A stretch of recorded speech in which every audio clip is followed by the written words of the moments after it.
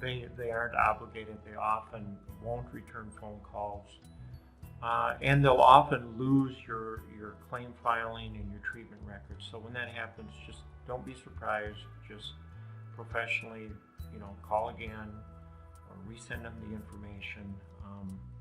They're often really busy and they have no obligation to you. They do to their insured, but not to the clinic. So don't be surprised if they treat you like their ugly sister.